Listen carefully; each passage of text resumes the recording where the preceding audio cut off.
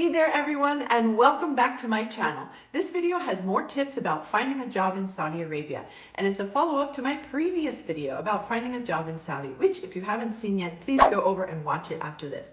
So this is what you'll learn today. Number 1, more ways to use LinkedIn for your job search. Number 2, how to put the open to work flag on your LinkedIn profile pic without your current employer seeing it. Number 3, applying through agencies, recruiters, and headhunters.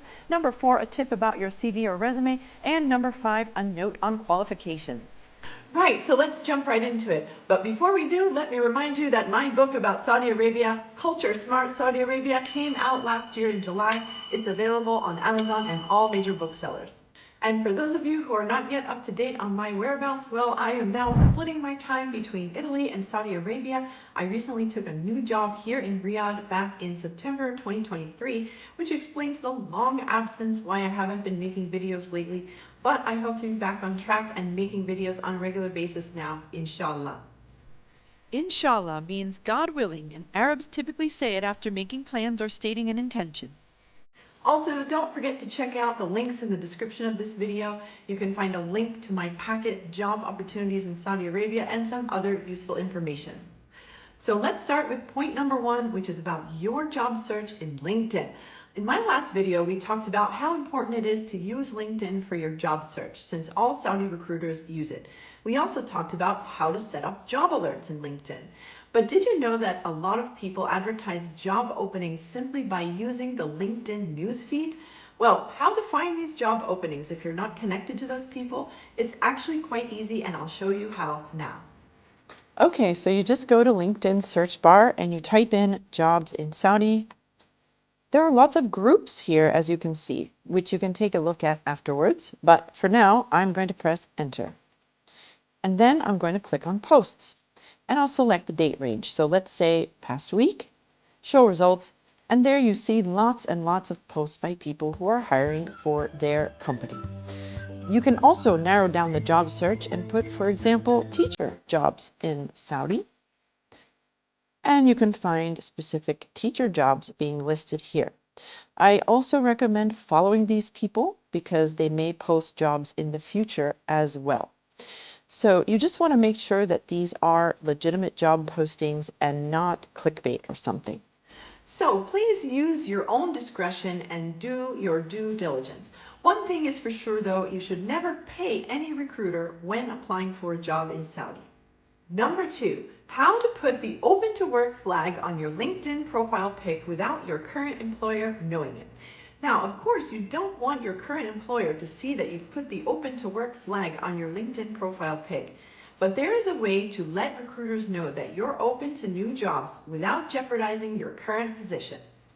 Okay, so you go to the home page of your own profile and you click on Open To and you click on Finding a New Job.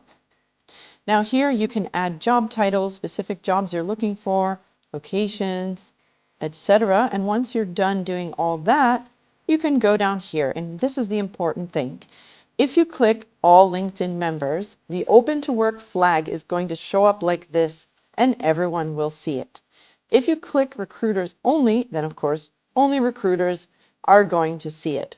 Now, here's the disclaimer that says, while we take steps not to show recruiters at your current company, we can't guarantee complete privacy. So basically, if there's a recruiter who works for your company but hasn't updated their profile to say that they work for the same company that you currently work for, it's possible that they may see the open to work banner on your profile.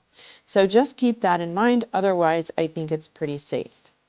Number 3, applying through agencies. Please note the following tip whenever you're applying to an agency, recruiter, or headhunter for a job in Saudi Arabia. Most of these recruiters or headhunters are specialized in hiring for certain fields. For example, they may hire for engineering or for HR positions or IT and tech roles. So make sure you check the field that they're working in before you apply and send your CV, because you'll just be wasting your time and their time if they're not specialized in the field where you are searching. Also, I'm glad to announce that I now have a long list of recruiters that are hiring for jobs in Saudi Arabia, which is available by clicking on the link below in the description of this video. Number 4 is a tip about your CV or resume. Your CV or resume needs to be optimized for ATS software. ATS stands for Applicant Tracking System, and nowadays this is how all headhunters, recruiters, and agencies sort through all the thousands of submissions of CVs that they receive. This is a faster way for them to figure out who's the right candidate for the different job openings that they have. But this means that your CV or resume needs to be optimized for ATS software. It needs to have certain keywords that are present in your field, and the formatting needs to make it easy for these softwares to search through and identify if you're the right candidate. Now, how do you do that? How do you update your CV and make it optimized for ATS software? Well, that's something that I recommend leaving to a professional. So in order to optimize my CV for ATS software, but also to just improve my CV overall, I went to this website called topresume.com. You can see in their resume services that in all of their packages, they offer templates optimized for ATS. So this is just one of the services out there. You can use any of them that you like. I would highly recommend this one because the outcome was really good. They did a great job at revising my CV. So that brings me to my last point, which is a note on qualifications. I have seen so many people applying for jobs in Saudi without emphasizing their qualifications. Now, let's not forget that Saudis love qualifications and certifications. So please list them at the top or near the top of your CV or in the side margin. In any case, they should be obvious. They should jump out at people. They should not be listed like an afterthought on the last page in the last row of your CV. Also, if you are wondering which certifications you should pursue in order to land your dream job in Saudi, I would recommend the following.